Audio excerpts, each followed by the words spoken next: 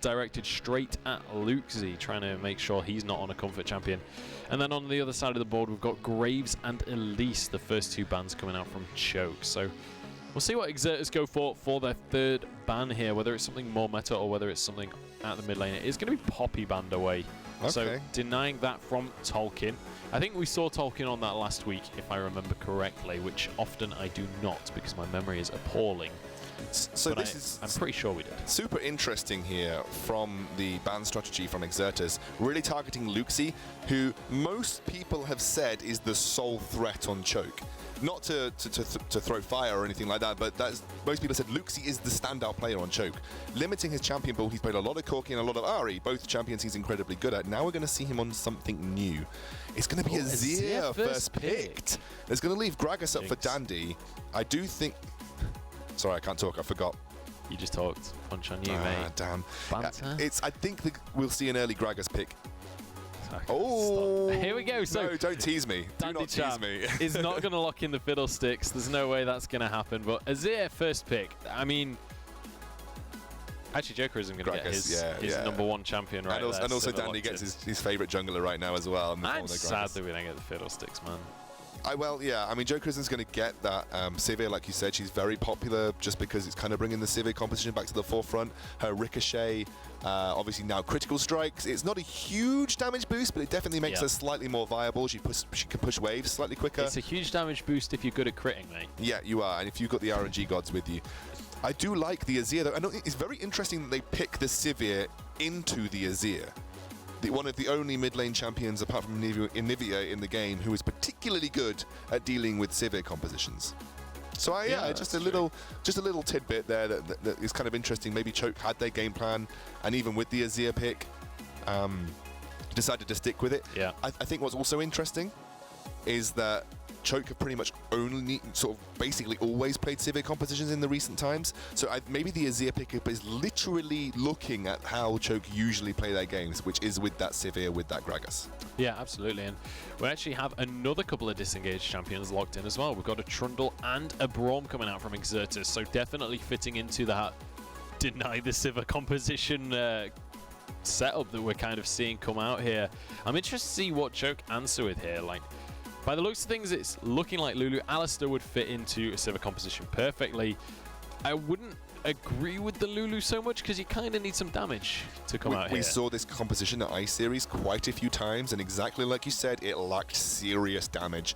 Unless you can get that Lulu rolling and start building up ridiculously high AP values, you really do lack the damage in that composition. It's interesting that if you pick the Lulu, it sometimes goes in two directions. You either have the full AP Lulu designed to be utility and try and get that Glitter Lance damage down, or she goes for a very early Lich Bane, goes into a split push roll, and with something like a Nautilus, you do like a 1-3-1. Which can sometimes work. It kind of plays away from using Sivir to her true purpose, but also allows you to push lanes, so every lane can be pushed very quickly. I mean, that's one thing that people often forget about Sivir, is actually Sivir is very, very good at pushing those lanes. Yeah. And if you can defend the minion wave, very, very good at a siege. I mean, typically siege champions, you expect them to be very long-ranged in their auto attacks. Sivir, less so, but you're safe to walk forwards anyway with your spell shield. Plus, if you're pushing with a minion wave, you're going to be relatively safe to walk up and get a couple of autos on that tower anyway. So definitely another aspect to Sivir that a lot of people typically forget about. However, it's difficult to get like a split push or a siege going up against a Azir. Okay. This composition from Exertus looks pretty strong. If this gets locked in, I will have a quick talk about it once we get through to that 3-minute delay. But essentially what you're looking at here is okay, it's not getting locked in. It was not quite as powerful as I was expecting, but what it looked like previously was maybe going for a poke with Azir and Ezreal. The Trundle pillar is super strong, but now it looks like very sort of teamfight control based. So Azir controls teamfights very well, Trundle pillar controls teamfights very, very well, and Trundle and Azir have the synergy that if you throw down the pillar and use the auto attacks on your minions, your soldiers, you actually get a huge amount of damage down. I've got to say, I actually like this better than the Ezreal pick, because if you look, I mean, it's something we talked about in the Premiership a few weeks ago in kind of if you want to run late game, you have to have some answer for the early game. You have to have something there that's going to keep you in the game. Lucian is fantastic in the early game, fantastic in the mid game, whereas Azir, starts to ramp up towards the mid game, and then late game is an absolute Completely agree with you, actually, because we talked about this ramp procedure. It's a bit like playing Hearthstone with a ramp druid. You need something to get you through the early game. So Lucian is like the wild growth of the EXE team. Essentially, you want someone to provide some sort of pressure in the mid to early game, and then you allow your late game carries to take over. But those late game carries have the ability to carry by themselves, which EXE does, definitely, 100%. Trundle's actual damage in the mid to early game isn't bad either, and does very well into the matchup with Nautilus. And this last lock-in from... I mean, I haven't seen this champion play competitively for a while. Like, I haven't seen Kassadin in so long that it feels like I want to message Luxie and ask if it's a placeholder. Like that's how long it's been since I've seen a Kassadin, really. But I mean, in theory, Kassadin super strong champion, like late game hyper carry, arguably. And against Azir. Yeah, exactly. I was about to say that you can trade pretty effectively with that spell shield that comes out of the queue as well. So there is one kind of spanner in the works for the Kassadin pick, and that is the Kindred, working in a similar vein to LeBlanc, but you don't have the benefit of jumping back to your distortion this time round. So Kassadin jumping in onto Azir, going for maybe a one bomb on top of him, you commit everything to that Rift Walk, so you've got to be darn sure that you're going to get something out of it. And with the Kindred, you can't always be sure that that's going to be the case. And obviously without the silence on that Q anymore, it's Nethersphere, I think it's called, or whatever it is. But and also the nerf to the Rift Walk. Yeah. That really hurt Kassadin when Rift Step came into play. And he's going to have a terrible time in lane early on too. Before 6, he's going to get... I'm just curious as to like what the thought process is. Yeah, where this fits in the plan, I suppose. It's obviously like a premeditated pick. You don't just randomly say, I feel like playing Kassadin today in the Premiership, especially since this is playing for seeding, let's remember. This is a very important game, so I'm curious to see what Luxie's plan is with this and where this fits into the game. So it answers one problem, but it creates another. It answers the problem of damage. They've definitely got some late game damage now. They've definitely got someone that can step up to that play. But it creates the problem of you're playing it into a Kindred. You're playing it into a very risky team where you can get locked up pretty easily. I imagine we may even see something like a 1-3-1. You kind of running that same kind of thing where just Kassadin's going to become that Lulu. Don't think we're going to see a Lich Bane, but it could happen. Kassadin does push waves fairly well, especially if he's got that force pulse built up. Yeah. So maybe, especially with the teleport, you're kind of expecting 1-3-1, but also the teleport there to help him survive the early laning phase, because it will be difficult for him. Yeah, I really think the teleport mostly is just for that lane phase so that you can kind of, when you get bullied out of lane by Azir, because it's not an if, it is a when, you're able to just teleport in and you don't miss too many minions on that one. But Kassadin typically is pretty difficult to farm on, especially against a ranged mid laner. So it is going to be a tricky laning phase for him. I'm curious to see how Dandy reacts to that, whether Dandy opts to like put a lot of pressure on this mid lane, or whether they kind of just accept that the mid lane is going to be hard and just leave Luxie to his fate. Yeah. Well, we'll see. I'm kind of wondering where else he's going to put the pressure anyway. He could potentially put the pressure bot, but again, it's very difficult to sort of lock down a Lucy and Braum lane, because they have such good mobility in the sense that Stand Behind Me, Relentless Pursuit work well together. They've got good slow and disengage. Unbreakable can stop the damage coming through from Sivir. You block that boomerang blade, you've completely ruined Sivir's trading tools regardlessly. Top lane, yes, I can see that being a target, but a well-placed Pillar of Filth can stop and engage from either champion.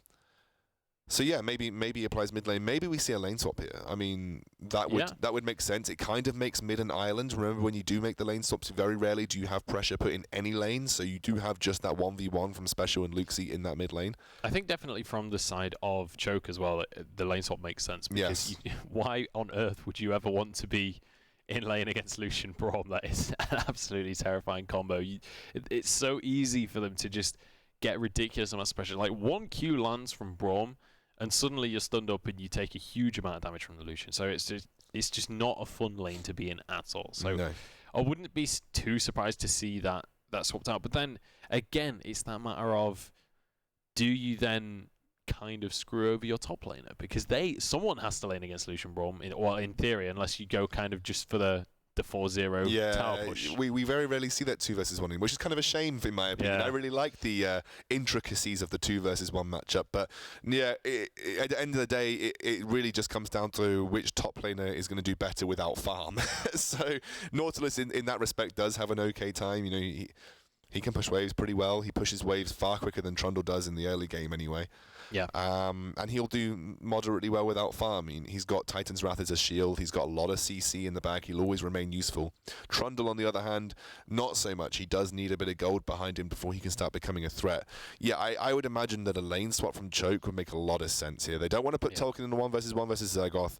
They kind of want to keep Luxian special away from any jungle pressure, and Jokerism Zoko wouldn't feel too awry about avoiding the Lucian Braum lane. So the lane swap from Choke makes a lot of sense. Yep. Do you think that we may see... I mean, this is all mind games right now. Exertus could call that bluff and just switch as well, you know?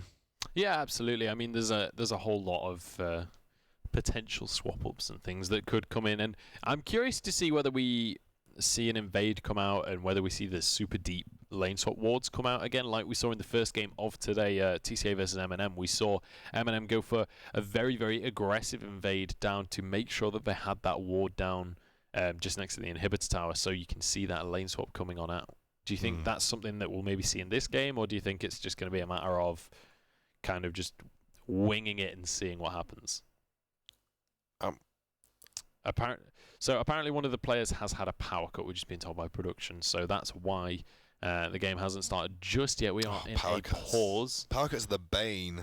The bane of the Premiership. The bane of the Premiership right here. I'm curious as to what player it was. It was Sir Scott last time that had a power cut, but apparently it's all been fixed and we're good to go again. Fingers crossed that doesn't happen during the game, but we are onto the Rift for our second matchup of the day. It is our game for 3rd and 4th position. Exertus up against Choke Gaming. And I mentioned about those interesting lane swap wards, whether we'd see an invade or anything. Looks like standard splits across. And we're not even going to see any kind of lane swap action unless we see a very late base before the minions spawn. We'll have to wait and see if any kind of shenanigans like that come out. But it does look like standard lanes are going to be the call on this one. Yeah, I mean, obviously you can get very late lane swaps when people will back. This is kind of what does happen. People, they bait out those wards when they look to go for defensively, and you can see here this looks like exactly what we may see here. No, Jokerism. Actually, no, Jokerism and Zoko, they're going to head around this ground, but I thought they were going to head up towards that top lane. Sometimes you bait out that ward, and you say, oh, I am top lane, and then you just wander off and back, and then your bot lane appears top. It kind of happens in that respect. All right, well, we have a fun fact on the screen, apparently. The winner of this series takes the 3rd seed in the 2016 Spring Season playoffs this weekend.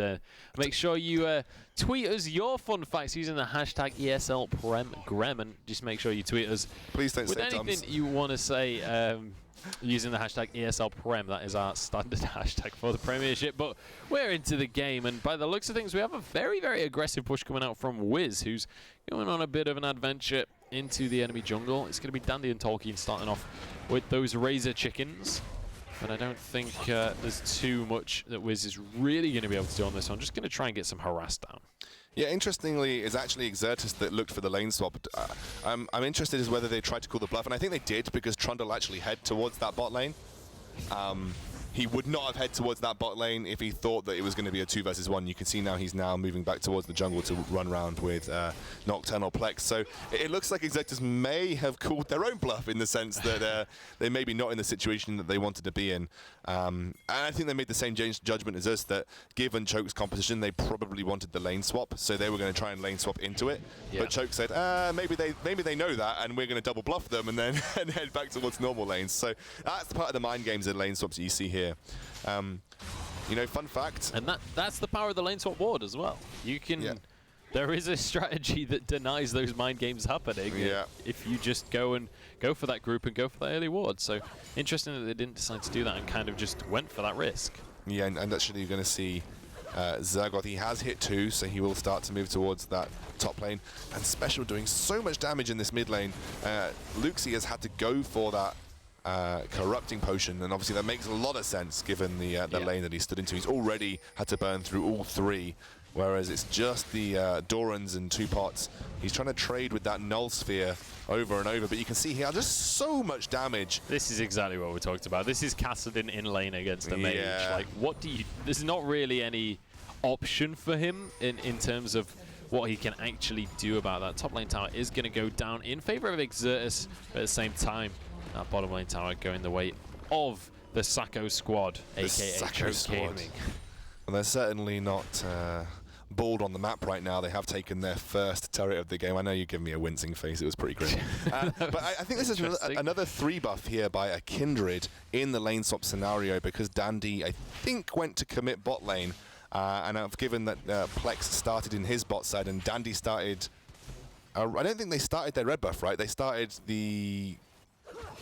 No, they got forced off the red buff, didn't they? They got forced away from the red buff by Wiz on that Braum. So that just allowed Nocturnal Plex to go in and take that. And another 3 buff start here for the Kindred. It's always a nice start for her. Yeah, absolutely. And I mean, well, a 3 buff is a nice start for anyone, whatever champion you're playing. It's never going to be something that you'll complain about. But it's going to be a good start for Plex. And Plex is the kind of player that loves to be super aggressive. Look at this 4-man gank coming in the mid lane right now, but they aren't going to be able to get onto Special, who just slides away on that Shurima shuffle and actually doesn't even have to use any summoners, barely even loses any HP. He's going to be very happy with that Special spent a lot of time harassing Luxie as well. He's actually behind in CS. He has got a pretty huge wave here, but credit to Luxie for keeping himself in the mix of things when it comes to CS values. And one major thing there as well is they both based, but Special didn't teleport. Only Luxie teleported, which is how he's managed to build up that lead. So interesting that Special didn't use that. He's saving that, and I'm curious to see what for. I'm not sure what he was saving that teleport for. You've got to think about it in the respect that when we're in a lane swap scenario, how many times are you going to be teleporting to a skirmish? How many times are you going to be teleporting to a tower to save it 1 versus 4? Not very likely. Definitely think the teleport is worth using on, because I imagine by the time that teleport becomes relevant again, Luxie will have his available. And that might have given him the... Mate, he's going to teleport bot now and help push this tower. I'm calling it. It's going to happen. That might have given him the impetus he needed to survive this laning phase. Actually, a huge push in this bot lane by the Exertus squad, and not enough people there to defend it. You can only see Jokerism and Zoko heading down now. Yeah, easy game, easy life right now for Exertus. Luxie again getting pushed around in that middle lane, but it is going to be the second tower going down in that bottom lane. So they're now on 3 towers. Luxie going to be forced away from this mid lane as well. I was thinking they could maybe rotate over here, but I don't think they're really going to be able to get onto that tower. Would take a little while to take that one down, but Tolkien up in this top lane is slowly but surely pushing this minion wave underneath the tier 2 tower, but they're not going to be able to answer. So we haven't seen Rift Herald taken, which you imagine that Choke would have done it had the pressure not come out from Exertus on that tier 2 turret. But a really nice play of the lane swap by Exertus. They've come out a tower ahead and they did get that 3 buff at the start, as well as retaining the Rift Herald, which can be incredibly important when you're looking to apply pressure the later we go. It is going to be another Devourer for Kindred. It is quickly becoming the more popular build, especially in competitive play, which I think, you know, obviously is you're looking to farm the map for your marks. It makes a lot of sense as well, and obviously you just want to buy yourself time and be more of a threat in the mid game. Yeah, absolutely. And Wiz, just look at this. He's not even remotely afraid of Dandy right now. Going to walk forward and take away that pink ward. We have seen Jokerism has now rotated towards this mid lane. Going to use that wave clear that Sivert brings to the table. And this is where the Kassadin comes into play now. They're going to be able to just send him off towards that side lane to just solo farm for as long as they can get away with, really. And try and just head towards that late game. And he's gone for the Catalyst as well, which spells out that he's looking towards that Rod of Ages, which, you know, is pretty much the epitome of a Kassadin build, a ramp item, you know. Yeah, and also because the nature of Kassadin, a bit like Nidalee, you are going to jump into the fray to get your kills. You do need to have some form of health or tankiness in your back pocket. That's why Zhonya's usually comes out very quickly on those 2 champions as well. You're going to see a Rift Herald push here in the top lane, but there is a lot to defend the wave with.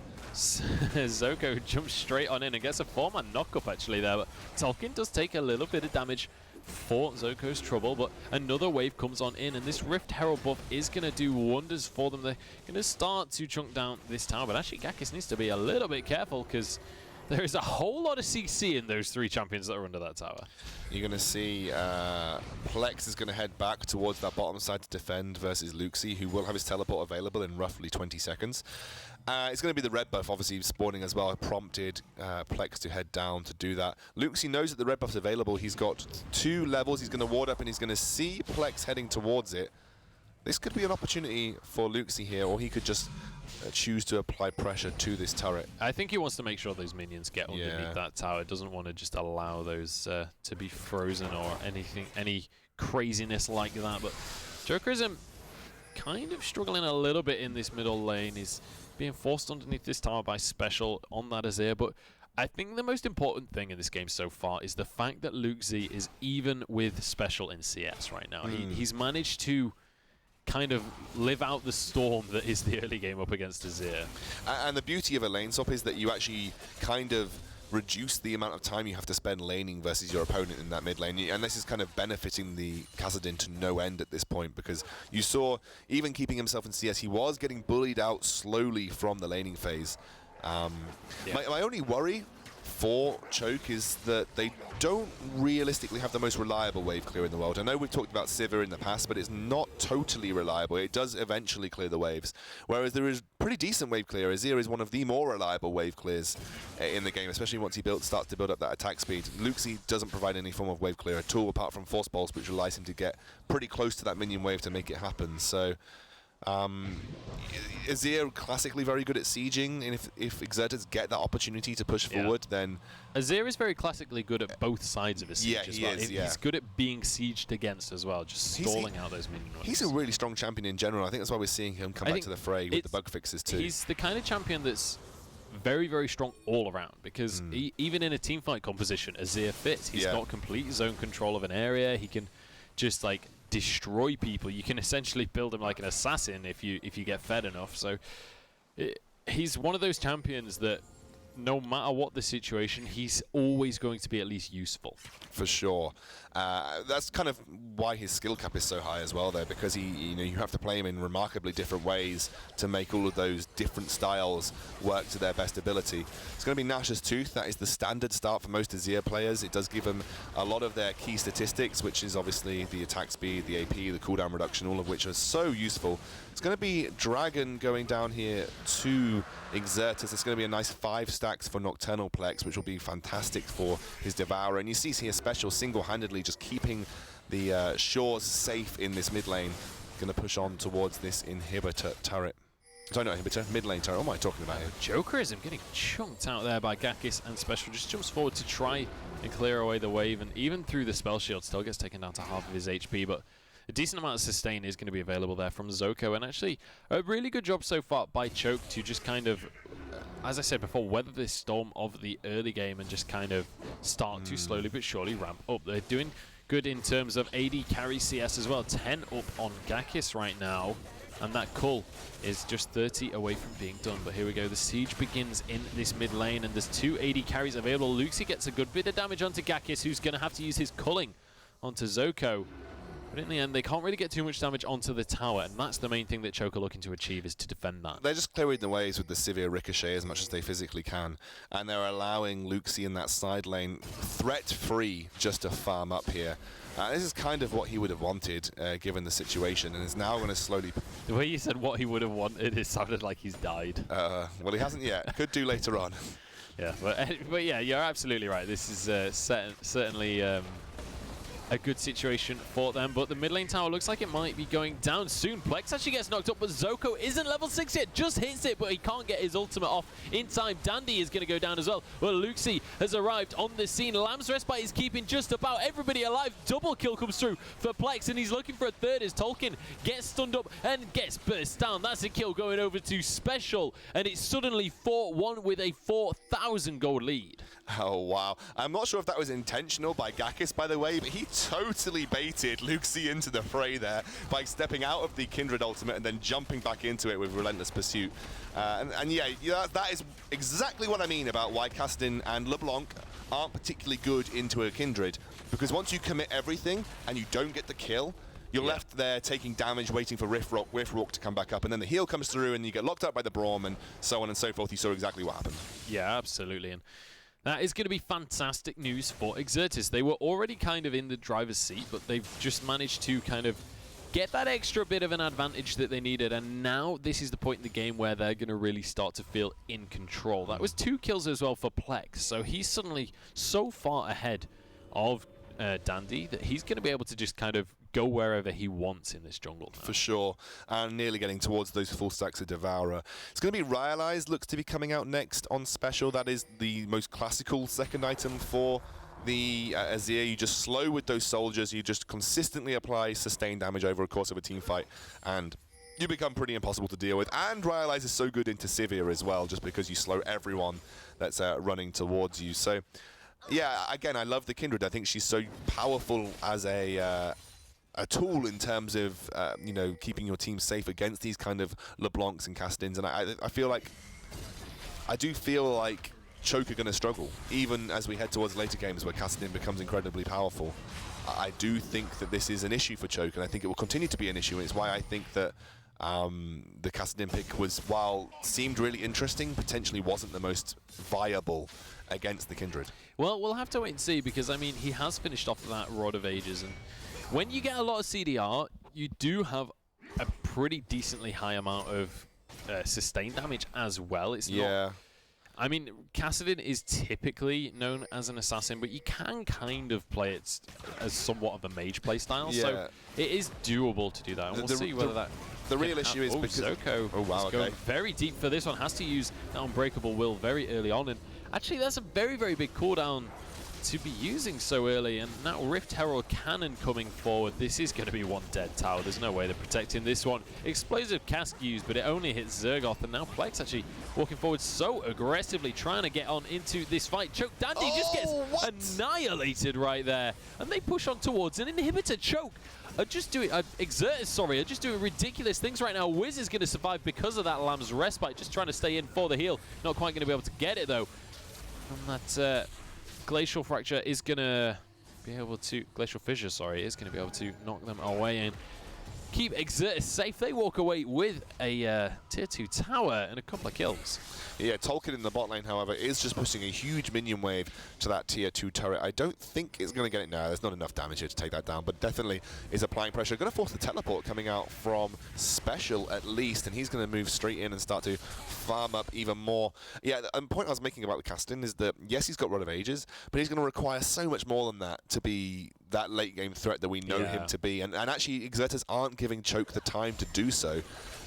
They're just consistently applying pressure, and this is why Azir is so powerful. He actually, despite having a really good late game, can be very, very influential throughout the course of the entire game. And you see there in the siege, he throws the soldiers behind the turret, just applies pressure as best he can, and he's building up towards that Realize. And there it is, immediately picked up the Realize, already there for Special. So a whole item over Luxie right now, and this is going to be absolute monstrosity for Choke to deal with. And I'm struggling to see how they make their plays now.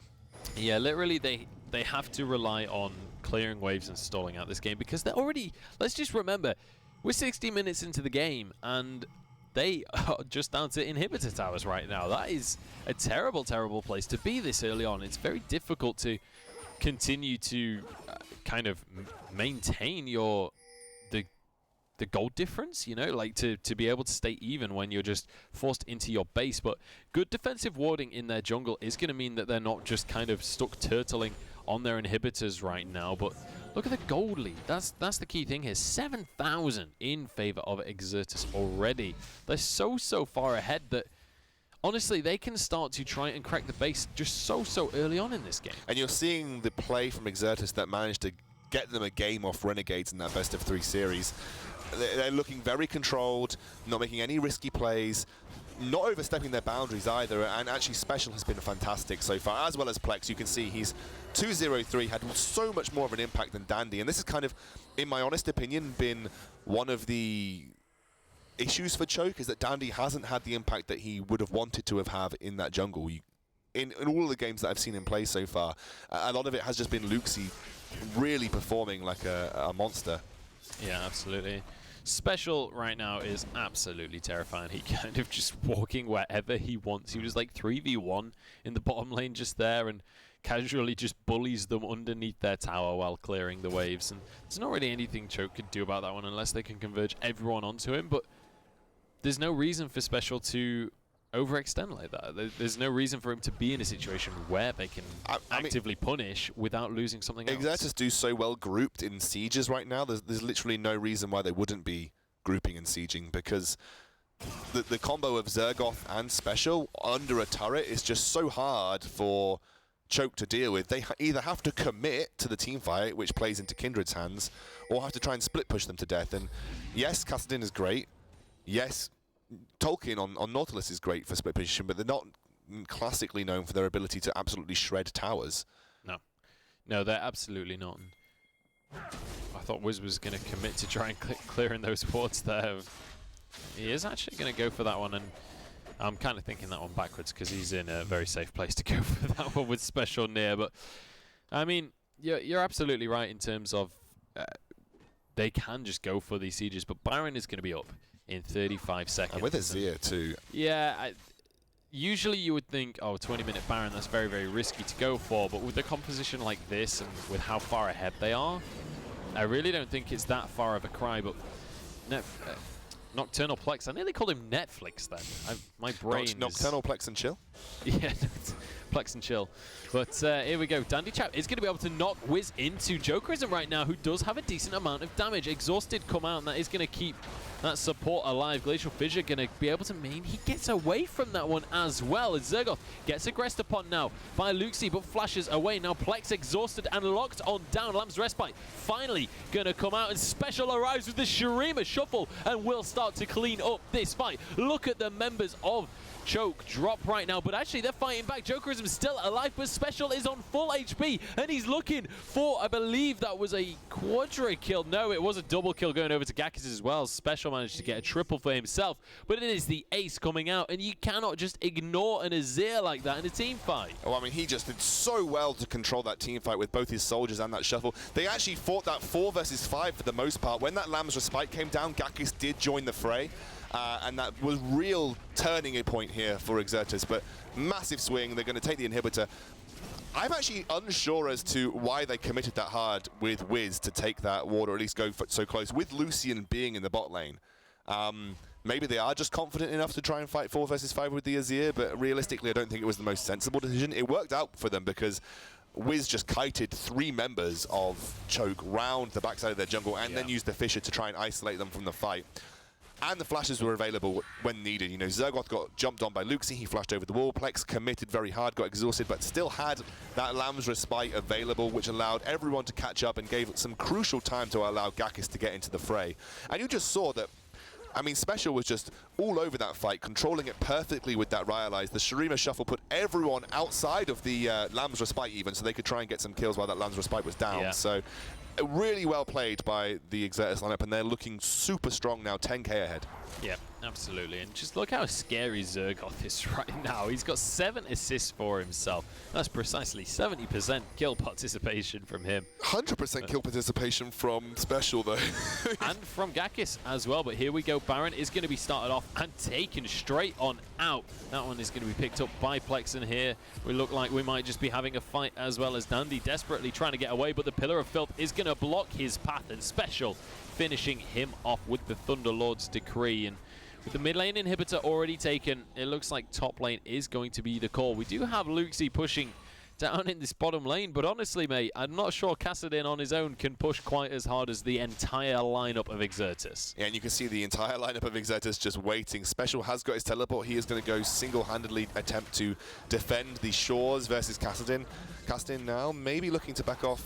He uses his Rift Walk. This gives Special the opportunity. Yeah, Luxie is going to be going down here. Special just obliterates. And, I mean, that's exactly what I was talking about. You can play him like an assassin, especially if you're as fed as he is right now. Abyssal Scepter has been finished as well. Teleport as that Rhyalize. He's so tanky. He's just going to teleport into this fight. That's the top lane inhibitor tower. That's the top lane inhibitor. They've already got that mid lane as well. Super minions are going to be pushing on forwards. Look at that Baron damage. Buff. They can just start to siege the Nexus right now. Yeah, they definitely can. They're going to push this mid lane as well. They'll have huge amounts of minions coming through. They're actually going to back off because Special took a lot of damage here. They're going to play it safe. They're going to make sure that the third Oh, he's going to get a mark for Plex as well. That's just rubbing salt in the wounds of Choke Gaming cherry right on the now. cake there for Plex. You went for the positive approach. I went for the negative approach. Yeah. They're definitely going to be very happy with that one. Dragon as well, just to round things out and get themselves a nice little cheeky bit of movement speed. Well, that is going to be Choke EXE, in a commanding position in this game. They're going to be able to head back to base and still have a decent amount of time on that Baron buff as well, as just under half of that remaining. So they can just now head towards this bottom lane and start to spread the love to that inhibitor. Love maybe not quite the right word for that one, but they are going to be able to slowly but surely start to really finish off Choke at this stage. Yeah, they're going to move towards that bot lane. They have a small amount of time remaining on that Baron, but it'll be enough for them to at least push the waves quickly enough to apply pressure. You can see the waves have been very effectively cleared, but remember, they are facing super minions that will not last for long. And you're even going to see Zergoth just help that mid lane along because the top lane already doing the work for them. Last ditch effort here for Choke Gaming. What can they do in the face of a certain doom? That's going to be the question. EXE jumps on out of the fight against Special. Is going to be caught up and knocked up there by the depth charge, but there's just no follow-up available. They can't get in, and now Jokerism is just going to be taken out so quickly. And look at this. They can tank the tower with that Lamb's Respite on as well. The tower is now going to be the focus. I say that. Tolkien is going to be the focus, flashing away on 100 HP. Will survive, but it's the inhibitor tower going down, and in fact, they're just going straight for the Nexus towers. They don't need any more inhibitors. EXE has to walk away once more. Last Nexus tower goes down. Last tower, in fact, goes down. That is going to be the Nexus, and the game going over to Exertus Esports. They're just looking for extra kills at this point, but the match is taken 13-3. Exertus take third place